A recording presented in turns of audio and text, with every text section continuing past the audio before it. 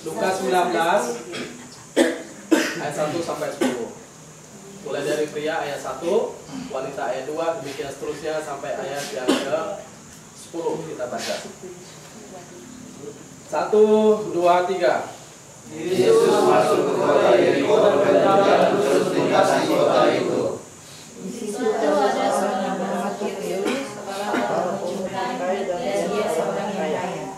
Ia berusaha untuk melihat orang apa kaya itu, tetapi ia tidak berhasil karena wajahnya, sebab badannya pendek.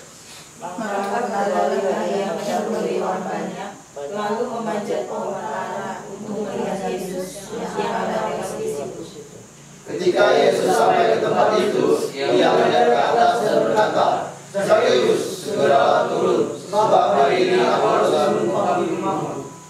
Lalu Zakheus turun dan menerima Yesus dengan sukacita. Tetapi semua orang yang melihat hal itu bersungut-sungut, katanya, ia menumpang di rumah orang berdosa. Tetapi Zakheus berdiri dan berkata kepada mereka, Tuhan, setengah dari milikku akan kuberikan kepada orang miskin, dan sekiranya ada sesuatu yang kubalas dari seseorang, aku memberikan 4 kali lipat. Kata Yesus kepadanya, hari ini telah terjadi keselamatan kepada rumah ini, karena orang ini pun anak Abraham. Sebab Anak Manusia datang untuk mencari dan menyelamatkan yang hilang. Ya, dalam bagian ini saya mau memperlihatkan kepada kita bahwa orang yang bertumbuh dalam Tuhan, yang pertama Tuhanlah yang bekerja mulai di dalam diri orang itu. Jadi ada kasih karunia yang Tuhan anugerahkan sehingga orang itu bisa mengenal Tuhan. Sehingga sepertinya kalau kita baca dari awal ya, dari ayat-ayat yang awal itu sepertinya Zakheus yang duluan-duluan cari Tuhan. Karena dia ingin lihat Tuhan Yesus, kemudian dia panjat pohon ara. Lalu punyalah kesempatan untuk jumpa dengan Tuhan. Ternyata pada titik ayat yang 10 ternyata di sana dikatakan sebab Anak Manusia datang untuk mencari dan menyelamatkan yang hilang. Artinya tanpa Zakheus sadari Tuhanlah yang cari dia. Jadi disinilah titik kasih karunia Tuhan cari seorang Zakheus yang menurut Zakheus dia hanya pengen tahu tentang Tuhan itu siapa, karena ramai perbincangan, kalau istilah sekarang viral ya, di kalangan orang banyak, mungkin pengajarannya, mungkin kesembuhan yang dilakukan, bahkan namanya begitu terkenal pada waktu itu. Nah, Zakheus sebagai seorang yang kaya, sebagai pemungut cukai, dia rasa pengen tahu siapa sih Yesus itu, gimana sosoknya. Nah, karena keterbatasan, meskipun dia orang kaya, dikatakan badannya pendek ya. Tapi pendek mungkin lebih tinggi dari kita. Karena pendek ini dalam ukuran orang Yahudi, karena orang Yahudi kan tinggi-tinggi kan. Nah, kalau ukuran kita mungkin kita lebih pendek dari dia. Tapi dibandingkan yang lain, dia mau lihat Yesus, ya nggak punya kesempatan karena dia di belakang, atau dia lebih rendah dari yang lain, atau orang rebutan, sehingga nggak punya kesempatan. Tapi bagaimanapun usaha Zakheus untuk mau kenal Tuhan, mau tahu tentang Tuhan, mau dekat dengan Tuhan, ternyata Tuhanlah yang datang. Nah, sehingga di sini kita belajar bahwa titik anugerah itu sebetulnya Tuhanlah yang berinisiatif. Sehingga kalau saya boleh mengenal Tuhan, bukan karena saya dari keturunan orang Kristen, bukan karena saya rajin ke gereja, bukan karena saya sudah dibaptis atau apa, tetapi karena memang Tuhan memulai bekerja dalam hati saya. Nah, sehingga itu yang membedakan orang dapat anugerah atau tidak. Jadi pada suatu titik, orang itu bukan hanya lihat saja, tetapi kemudian berjumpa sungguh-sungguh dengan Tuhan. Nah, sehingga perjumpaan inilah yang membuat anugerah itu memang tersalurkan dan dinikmati oleh yang namanya Zakheus. Bayangkan dari semua orang yang lihat, bukan hanya dia, ternyata Zakheus loh yang dicari Tuhan. Zakheus, turunlah, aku mau menumpang di rumahmu.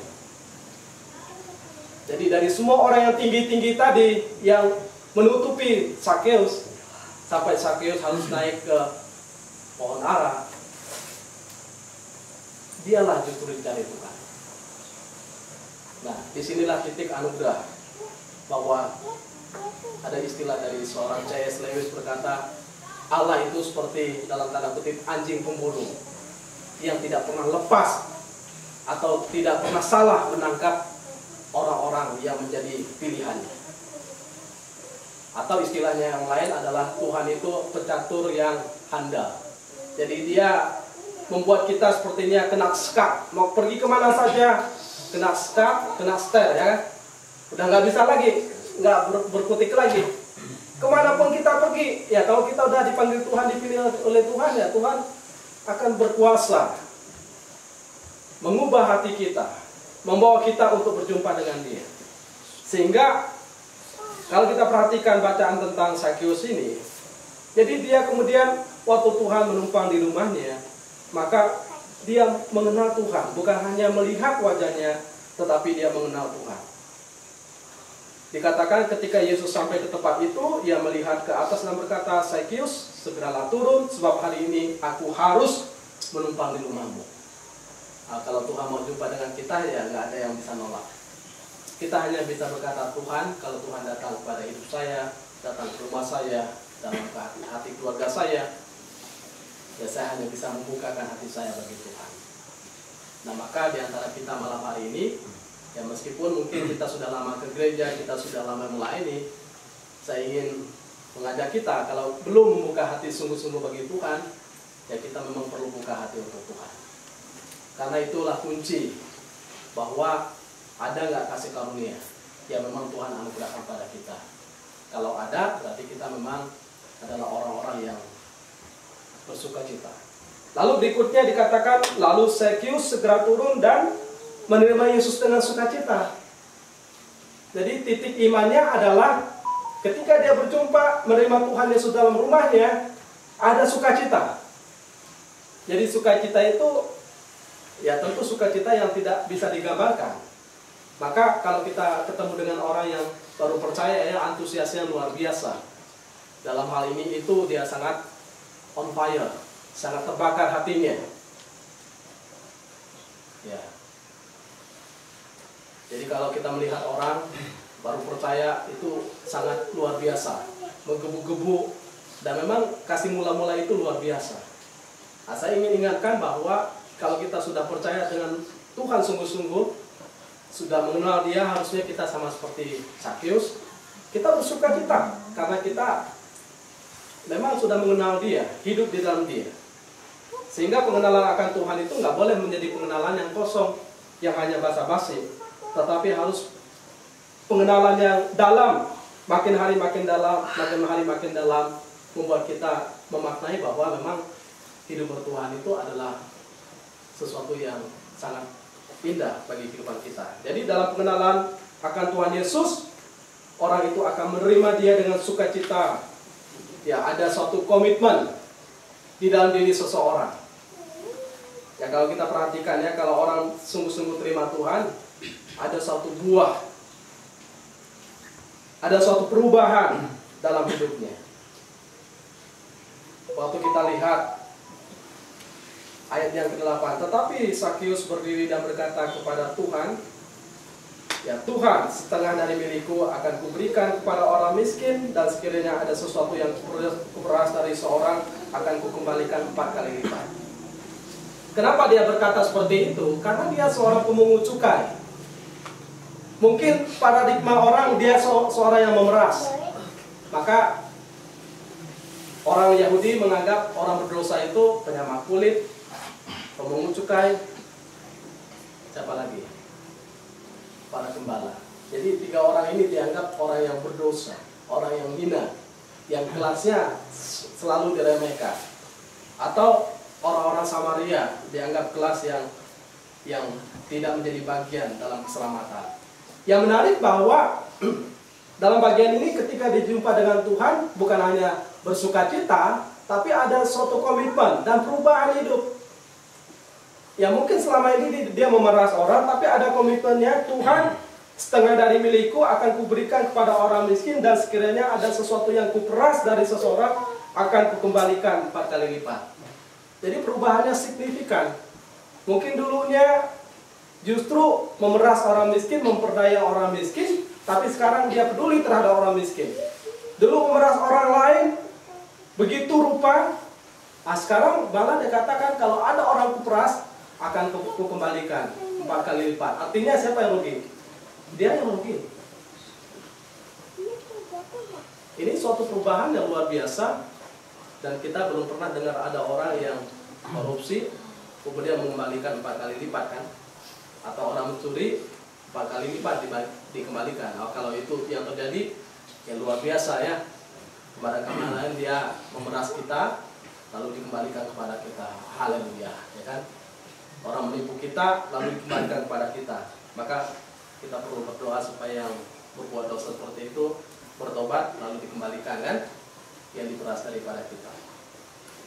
Tapi yang pasti bahwa ada suatu perubahan. Maka berjumpa dengan Tuhan memang harus ada suatu perubahan. Di mana titik rawan kita berbuat dosa, atau kita tahu di sana kita berbuat dosa, disitulah kita memang harus bertobat. Nah itu kalau kita mau going strong, artinya beban-beban yang mengikat hidup kita, yang membuat kita tidak bertumbuh dalam Tuhan, ya memang harus kita singkirkan. Kalau enggak, ya kita begini-begini terus. Ya memang itu komitmen pribadi, keputusan pribadi. Kami hanya bisa memberitakan suatu kebenaran, tetapi keputusan pribadi ada pada kita masing-masing.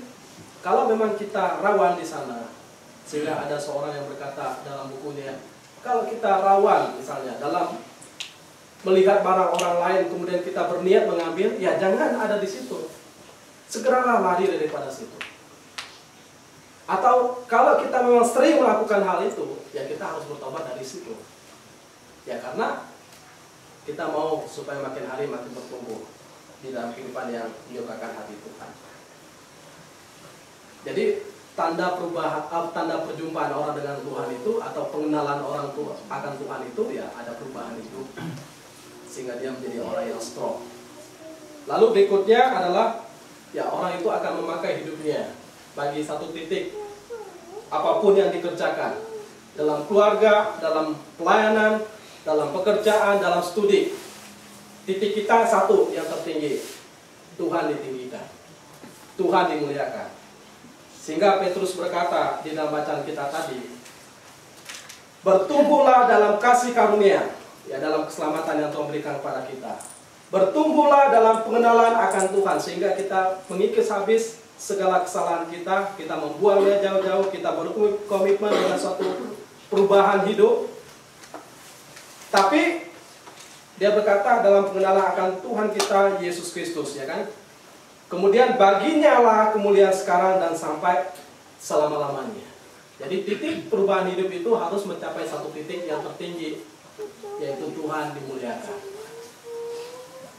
Nah, kalau kemudian, oh saya berubah Pak, tapi ujung-ujungnya saya lagi, dan saya lagi, ya itu sedikit, sempit sekali. Tapi kalau saya berubah, Pak, saya mau sekolah dengan sungguh-sungguh, karena saya tahu ada masa depan, karena masa depan sungguh ada, dan hari-hari saya tidak pernah hilang. Bahwa Tuhan ada maksud bagi kehidupan saya mau menuju titik yang tertinggi, kemuliaan nama Tuhan. Saya mau hidup benar dalam keluarga saya mau hidup benar dalam pekerjaan saya tidak akan ogah-ogahan, tidak akan mempermalukan bos atau merugikan bos, tapi saya mau menjadi cahaya sehingga Tuhan ditinggikan. Atau saya mau studi dengan baik-baik, sungguh-sungguh, supaya waktu saya pintar, waktu saya bisa bekerja dengan baik, ya kemudian Tuhan ditinggikan. Jadi titik itu harus kita capai. Nah maka kalau kita mau growing strong, harus mencapai titik yang lebih tinggi. Bukan hanya kepada kepentingan kita, tapi bagaimana Tuhan ditinggikan dalam kehidupan kita. Ya saya kira apa yang terjadi pada Sakeus bisa menjadi kesaksian bagi kita. Ada suatu perubahan yang nyata. Dia nggak mau terikat dalam kehidupan yang masa lalu. Dia nggak mau hidupnya hanya terbatas bagi untuk kesenangan dirinya, tetapi dia mau menyenangkan hati Tuhan. Meskipun dikatakan kalau kita berubah orang senang nggak? Nggak senang. Waktu Yesus datang ke rumah Sakeus, orang itu bersungut-sungut. Bahkan dikatakan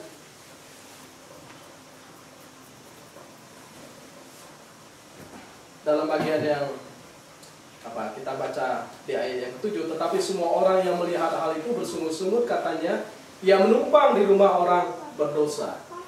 nggak apa-apa. Orang masih cap kita sebagai orang yang berdosa, orang yang rendah, orang yang tidak terpandang, tidak apa-apa. Tetapi kita tahu kok, secara pribadi saya dengan Tuhan. Tapi kemudian Yesus membalikan perkataan orang itu. Orang berkata kita orang berdosa. Dalam berikutnya dikatakan oleh Yesus kepada Sakeus, ayat yang ke-9. Kata Yesus kepadanya, hari ini telah terjadi keselamatan kepada rumah ini, karena orang ini pun anak Abraham. Artinya apa? Dia adalah seorang yang beriman kepada Tuhan Yesus, sama seperti Abraham, bapa beriman itu beriman kepada Allah sendiri. Nah, sehingga mungkin kita masa lalu seperti ini, mungkin orang lain masih menganggap kita orang yang belum berubah, tetapi Tuhan bisa mengubah kehidupan kita, lalu Dia mempunyai suatu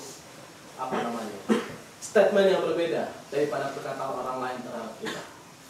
Nah, sehingga minggu lalu dalam khotbah saya adalah kita jangan terpengaruh dengan kata-kata orang lain tentang kita. Biarkan Tuhan yang menilai kehidupan kita, sehingga kita tahu siapa kita, bagaimana kita sedang berkomitmen, bagaimana kita sedang bertumbuh, bagaimana kita sedang maju, bagaimana kita sedang melakukan hal-hal yang terbaik bagi Tuhan. Nah, dalam bagian ini marilah kita bertumbuh kuat dalam Tuhan, makin maju dimanapun kita ada, yang studi, yang di dalam kota, yang di luar kota. Ya, studilah dengan baik. Lakukan tugas tanggung jawab yang baik dengan takut akan Tuhan. Lalu kita yang bekerja, kita bekerjalah dengan baik. Kita yang melayani, kita melayanilah dengan baik. Sehingga kita menjadi berkat bagi orang tua, bagi keluarga, bagi orang lain, dan menyenangkan hati Tuhan. Ya, saya pikir perlu memberi waktu untuk merefleksikan secara pribadi bagaimana kehidupan saya. Apakah saya sudah berjumpa secara pribadi dengan Tuhan? Apakah kasih karunia itu sudah saya terima? Apakah saya sudah mengenal Tuhan? Apakah saya sudah menetapkan tujuan hidup saya mau saya pakai untuk memuliakan nama Tuhan?